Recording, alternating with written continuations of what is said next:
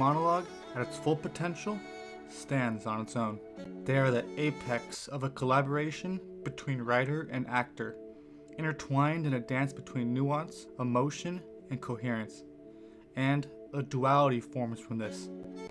The words and thoughts of the writer and the physical vessel that can express them pulsate in rhythm. We need this because the human experience for most everybody is filled with loneliness and confusion. We ask ourselves, does anybody know what I'm going through? It doesn't feel like it. We see the faces of random passerbyers and see the light smile that dawns their face and think, they have it so easy, while they say the same thing. Then one day, you hear it, and it feels like the words were written for you. And they are in a way, because when you create something unique, you create something universal. Our deepest journeys into ourselves end with a greater connection to each other. We are transfixed with people who have the ability to be honest with themselves, ironically through the use of a thinly veiled mask of a character to show their own emotions. The dance of a monologue unravels the most complex thoughts of our world and boils them down to their very essence, and in that moment in time, there is nothing else but them alone on a voyage through the human experience that seems so painfully alone at times. But they're trying, hoping to come out on the other side as something better. And it makes us feel a little less alone in the world. And then, it's gone.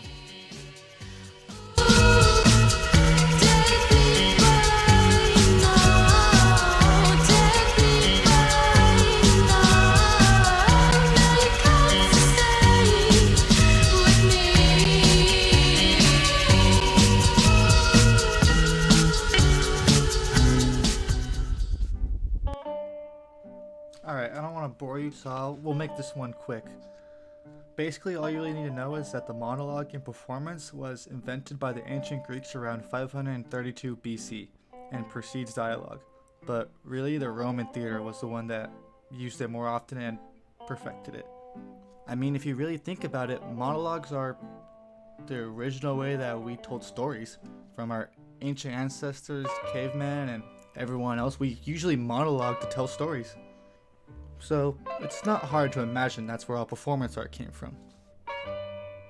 Monologues have grown since then to Shakespeare's soliloquies directed towards the audience, all the way up to having to go to your friend's spoken word poetry night for college. Monologues modern day have a variety of different subsets or labels like narrative, interior, closing, opening, etc., etc. But without a doubt, to me, the most widely used monologue in modern 3-act story structure is a little something I like to call the emotional payoff monologue. Emotional payoff monologues are monologues, typically near the end of a film or play, that are usually a culmination of a theme, the character's arc, wants, needs, plot points. It can use all of them or half of one. It all varies from story to story and what is needed to deliver the most satisfying emotional payoff monologue. Although emotional payoff monologues are very common in modern 3-act movie plots, they are really not necessary to one. Sometimes the emotional payload of a story can be broken up throughout the plot, something like how American Beauty does it with the narration and the narrator already knowing the events of what's happening in the story. And something maybe like action or horror movies that replace them with a final fight or a confrontation. Emotional payoff monologues are just one tool in a plethora of storytelling tools.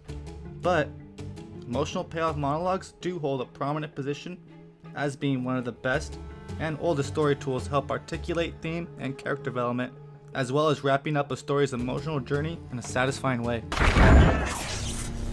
You sly dog! You got me monologuing! I can't believe it!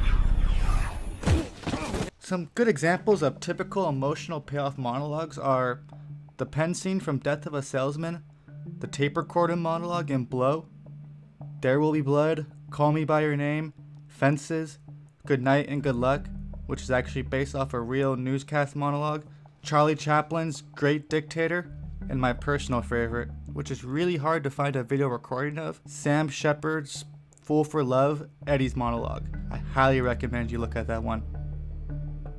And just in case you're looking to see an emotional payoff monologue used in the most generic and unoriginal way possible, just look at every single romantic comedy available.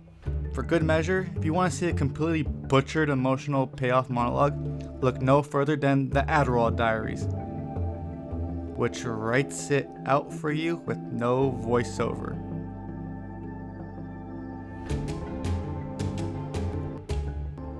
Ouch, it hurts. Jesus. All these monologues come from realization, the realization of something needed for a protagonist to complete their journey. And that realization can come before, after, or during the emotional payoff monologue. And sometimes even a different character will deliver it. In fact, this model is often used earlier in scripts when more stubborn protagonists are in need of an early wake-up call or just are not at all interested yet in the journey of change and need a little reality check. Good Will Hunting and Devil Wears Prada are great examples of this. Whatever place an emotional payoff monologue is in a script, realization is the motivation or outcome behind it.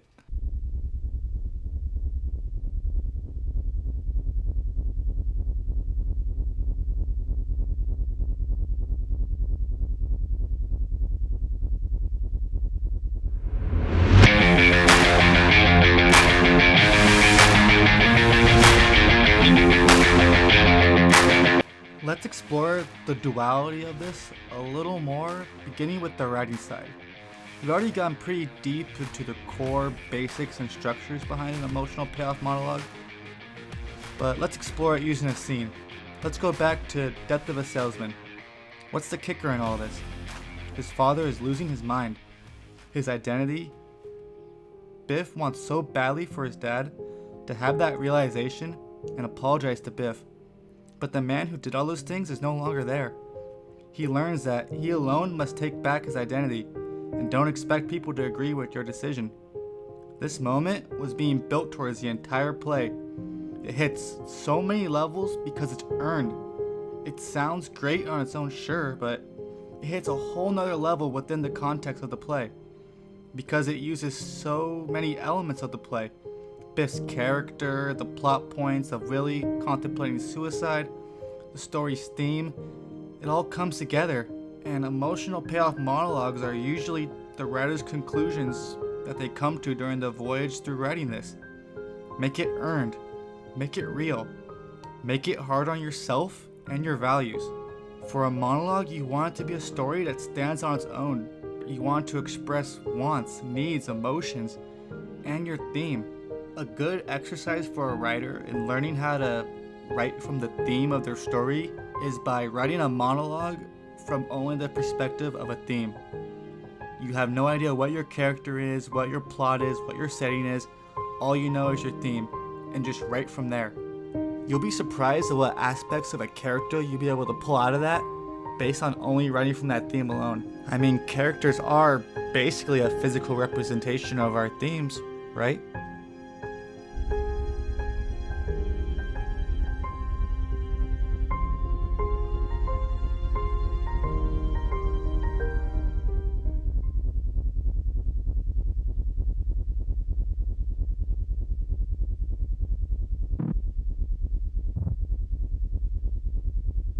Acting monologues. I'm not going to sit here and tell you how to act a monologue. No one can. And honestly, I don't think anyone can even really teach you how to act, but I'm not going to get into that in this YouTube video, so let's move on. That journey is for you alone. But monologues are used a lot in the audition process, so there are some things you should know. Number 1, choose something short. Not like ridiculously short, but keep in mind that you may be asked to read it again, so don't give them a reason not to cast you because they don't want to hear another 20-minute speech from you. If they're asking you to read it again, most likely they're trying to get you to read it in a different way or emotion that more reflects the character you're auditioning for. So don't get too attached to a certain way of presenting your monologue. Number 2, don't pick something over emotional for one. It's hard for anyone to sit in a waiting room for X amount of minutes, walking cold with no prep or warm up or guidance, then suddenly hysterically sob while throwing scene chairs. It's jarring and awkward and won't really come off authentic. I mean, even if it is good, because you look like a sociopath going 0 to 1,000 in 1 second. I'm not saying don't pick something emotional or even ranging emotion, but subtle. Number 2, don't pick something over emotional. For one, it's hard for anyone to sit in a waiting room for X amount of minutes, walking cold with no prep, warm up, or guidance, then suddenly sob hysterically while throwing scene chairs. It's jarring and awkward, and won't really come off authentic, even if it is good, because you look like a sociopath going 0 to 1,000 in 1 second like that. I'm not saying don't pick something emotional or even rangy in emotion, but try to pick something subtle. Some good examples would be the ending monologues in Blow and Call Me By Your Name. Both are pretty subtle but deal with high emotions, and they're just fucking fantastically written.